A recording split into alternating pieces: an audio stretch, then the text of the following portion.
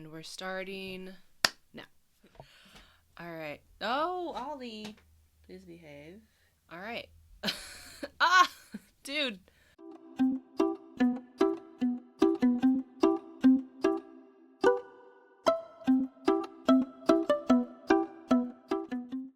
What are you doing? Okay. I have a decoration and oh!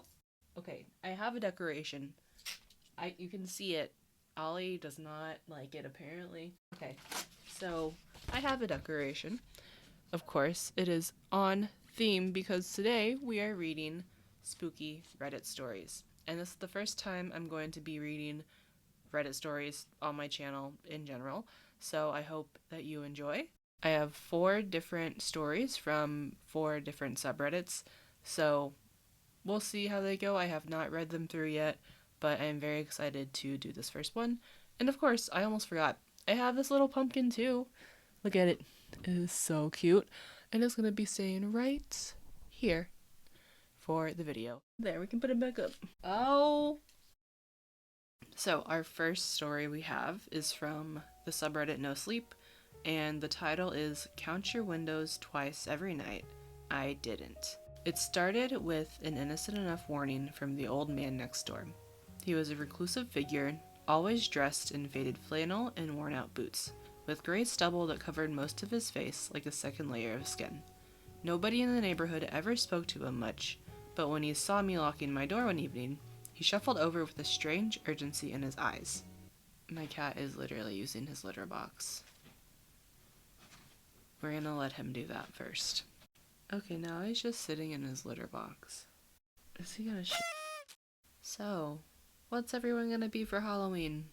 I have no idea yet. You live alone now, don't you?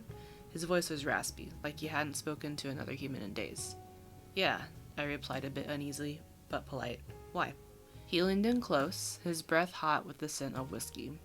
You better count your windows twice every night before bed, he said, his eyes narrowing. Make sure they're all closed, all locked. If you don't, well, let's just say it ain't good. I chuckled awkwardly, unsure if he was joking or just drunk. Sure, I'll do that. The old man's expression didn't change. I'm serious, kid. Count them. Twice. Or they'll come in. I watched as he shuffled back to his house, a creeping unease settling in my gut. They'll come in? What did that even mean? But I shook it off as the ramblings of a lonely old man with a little too much time and liquor on his hands. That night, I wandered around my house before bed. I found myself thinking about his strange warning. I stood in front of the first window in my bedroom and closed it tightly, then the one in the kitchen.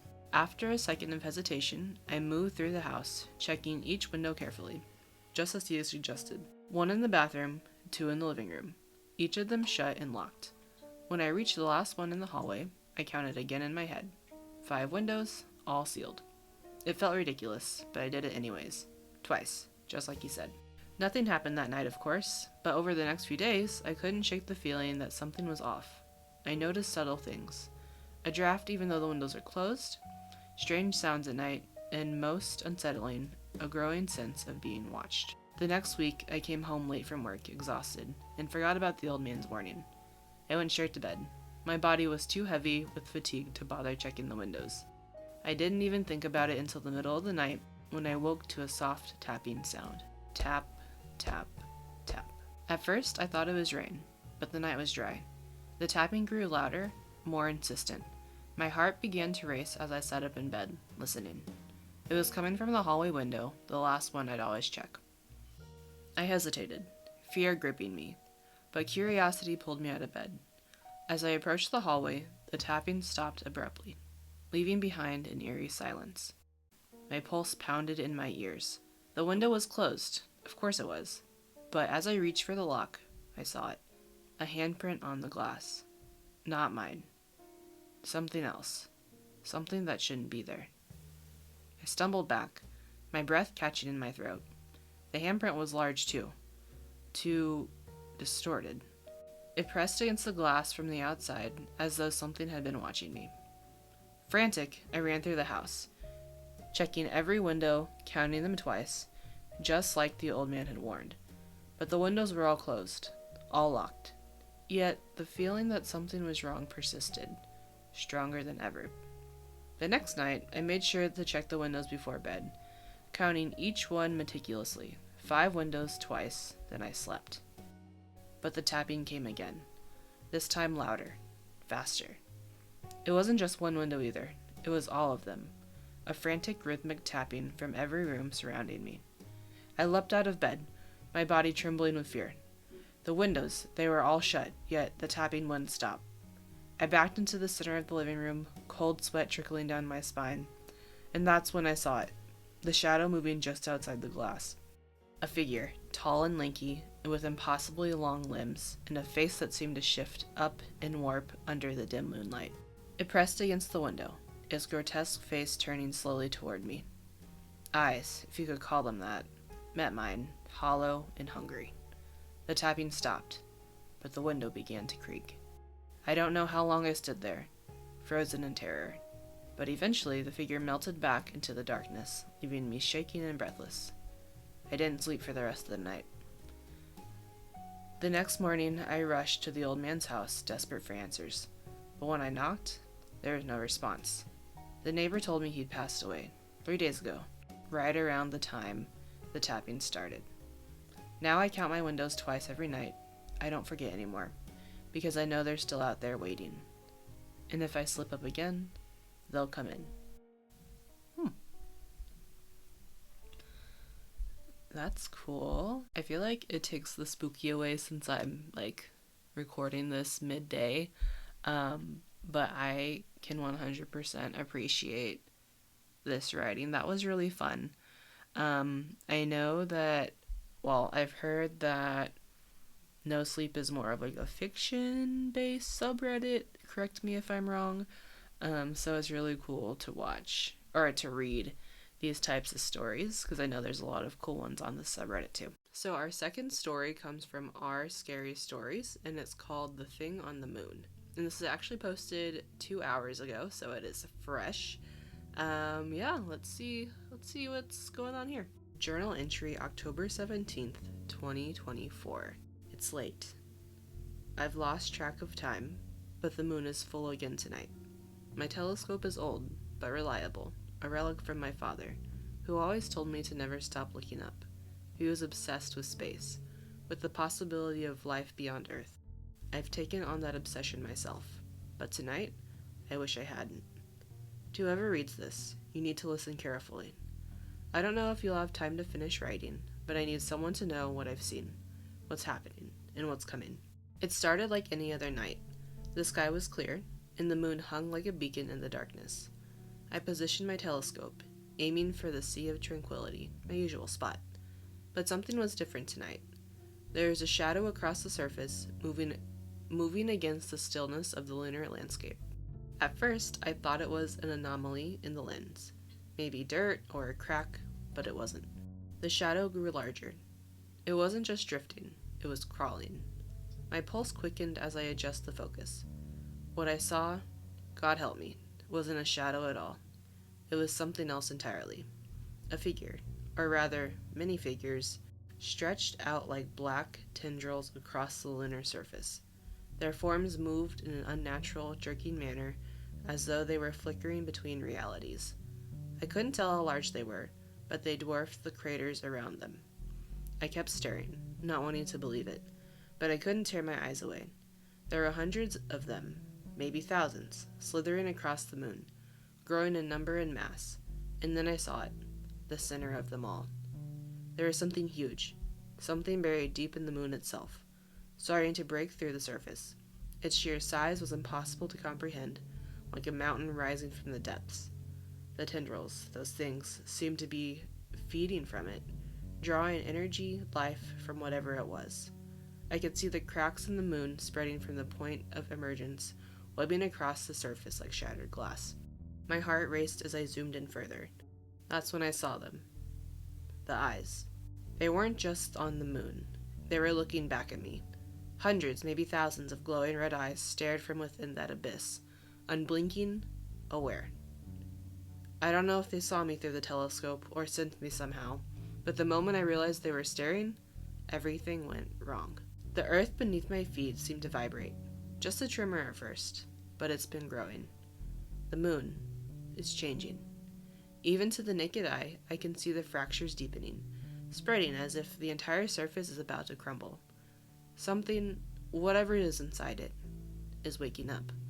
I can feel it. I can't explain how I know, but I feel certain that once it emerges, it won't stop with the moon. It will reach Earth, the tendrils, the things crawling across the lunar surface. They're not just staying there, they're spreading, and fast. I keep hearing this humming sound. It started as a low vibration, but now it's a constant hum in my ears, as if the air itself is charged with some invisible force. I've tried turning off all the electronics, but it's still there, growing louder. If you're reading this, I'm warning you. Do not look at the moon. Don't use a telescope. Don't stare at it directly.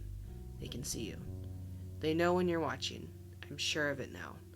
I think I've already drawn too much attention. The tremors are getting worse. I can see cracks forming along the edges of the floorboards. I don't know how much time we have, but it's not long. There's something ancient, something monstrous inside the moon, and it's breaking through. Once it does, there will be no stopping it. I don't know if the government knows, or if anyone else has seen what I've seen, but I'm certain now, this is the end. Not just for me, but for all of us. Please, whoever finds this, spread the word. Stay indoors. Stay away from the moon. It's too late for me, but maybe you'll have a chance to survive.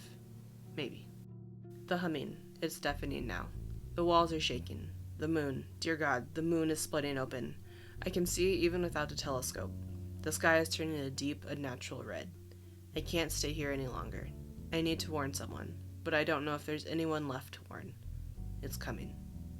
L. Like this story a lot, actually. The journal entry is really cool, and I personally think it's written really well. This was fun. I'm going to upvote that.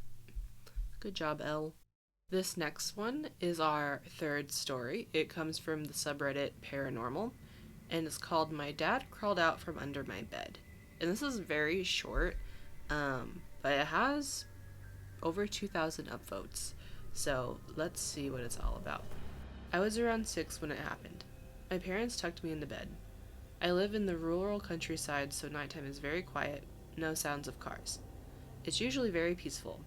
I was laying on my back when suddenly I heard the sound of long nails scratching the wood under my bed. The reason this incident sticks out to me is because I can still remember the feeling of my heart dropping out of my stomach and feeling paralyzed with fear.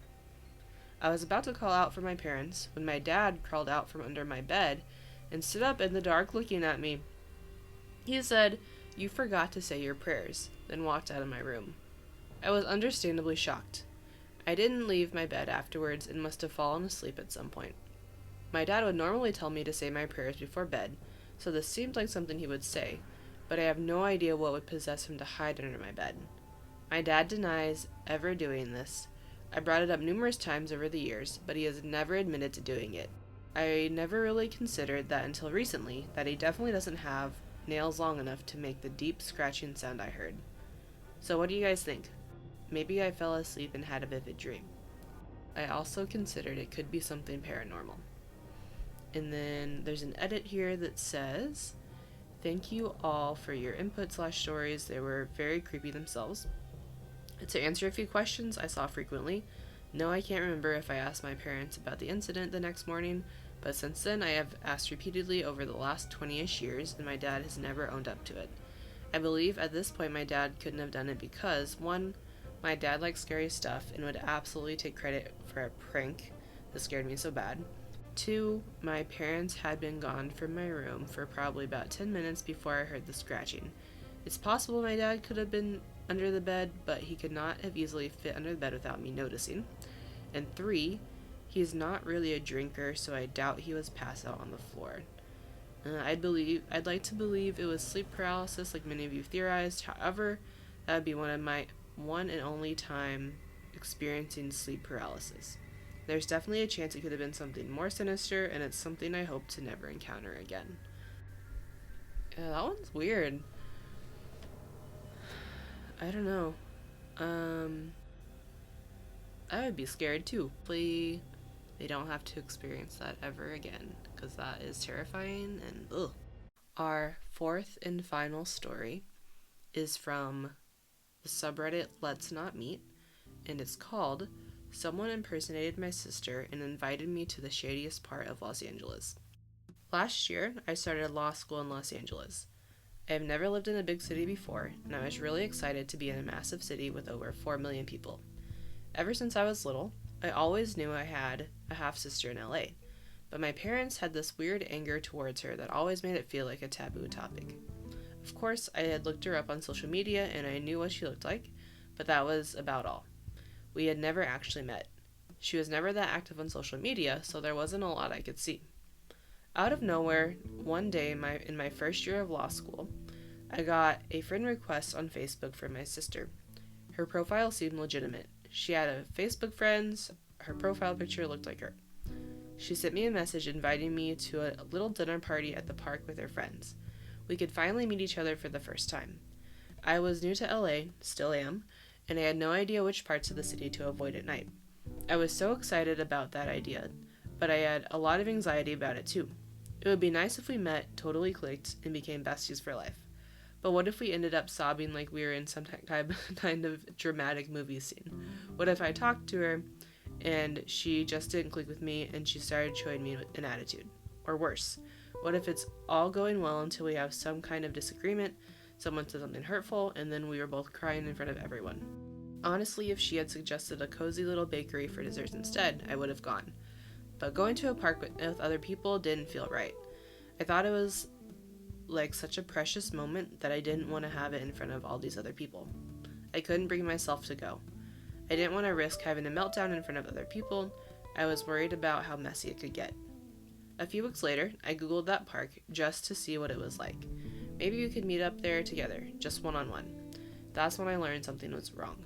I won't say the name of the park, but for anyone who has lived in LA for long, will tell you that it's not a safe place for girls to be having a dinner party at night. The area surrounding that park has a very high violent crime rates. It's controlled by gangs. Even people who do illegal business in that park are forced to pay a tax to the gang in exchange for being left alone. So now I was really concerned and curious. I actually tried to get a hold of my sister herself. She was an undergrad at the time at a local college. I had a friend who went to her school. I asked my friend to reach out to her on campus and asked if she'd be okay with meeting us. They connected and the three of us met at my friend's house. It was great. We got along so well.